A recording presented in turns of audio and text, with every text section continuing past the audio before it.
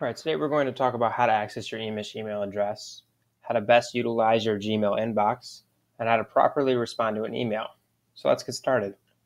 This is EMU's homepage. You can access your ECA account from the Quick Links tab, shown here, or by typing in my.emich.edu in the address bar. Once here, you're going to use your NetID and password to log into your My.Emich account.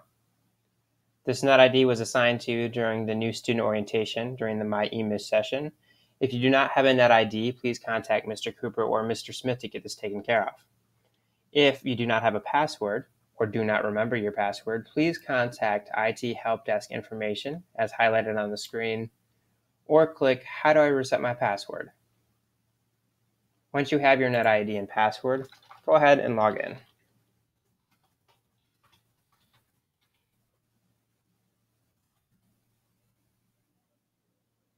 Now that you've gotten into your ECA account, you'll see you have access to a variety of things.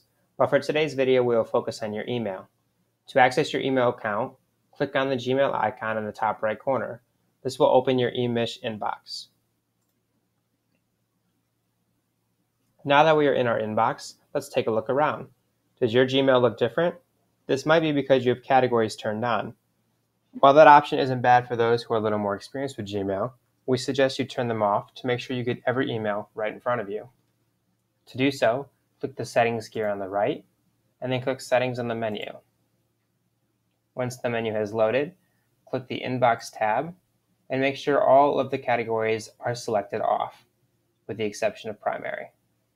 If there are changes to be saved, hit Save Changes, and then go back to your inbox. Once again, this will allow all of your emails to appear right here in the inbox for you. Sometimes, emails get marked as spam. To check and see if you have spam messages, go to the left, click More, and click Spam Messages. While this spam folder generally is pretty good at catching spam, sometimes things like Ms. Jackson's listserv may get accidentally placed here. That's because Ms. Jackson's listserv is sent to a large amount of people at one time. To mark it as not spam, click the checkbox and click Not Spam. This should remind Gmail that in the future, Ms. Jackson's emails should not go to the spam folder. However, that's not a bad idea to check every once in a while.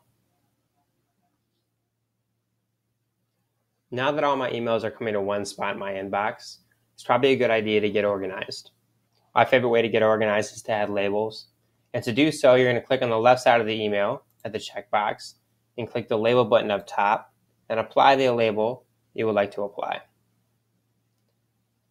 If there's not a label here you would like to use, simply hit Create New and add the label you're looking to use. Hit Create, and then go back to the label button, select that label, and hit Apply. You can see on the left side of my screen the Core Communications label has appeared. Clicking on that will show all of the emails that I have labeled as Core Communications. To remove a label, simply make sure that email is selected, then hit Remove Label. Now that my inbox and labels are set up, let's go ahead and compose a message. To compose a message, simply click on the Compose button on the left side of the screen. The new message window will appear. Let me go ahead and write this email, and we'll get back together. You can see in this email I've written here that in the To box is the person I'm sending this email to. In this case, it's myself. Subject line is something related to the message I'm sending below, the free and reduced lunch program, making it so my receiver will be able to see the subject line and know what the email is about. I've started with a greeting, and I've kept my email short and concise, but I've gotten my point across. I've given Mr. Smith 3 times to meet. This allows Mr. Smith to quickly get back to me at one of those times that would work for him, instead of sending times back and forth until a time is arranged. I have then finished the email with a signature and an email. That way he's able to quickly respond to me. When I'm all set with this email, I'm going to go ahead and hit Send, and the email has been sent.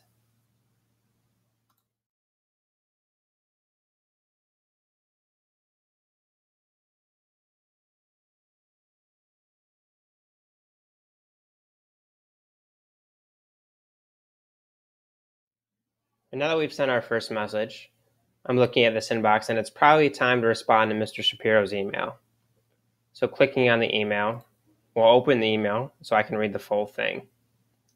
I'm going to go ahead and write a response, and we'll get back together and talk about why the response is a good response. All right, we can see in this response that it's going to be going to Mr. Shapiro.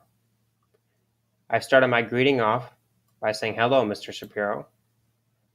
And I've responded with 3 times that work for me. I then sign my name and my email address for him to be able to respond back to me quickly. I'm going to go ahead and hit send, and the email is sent.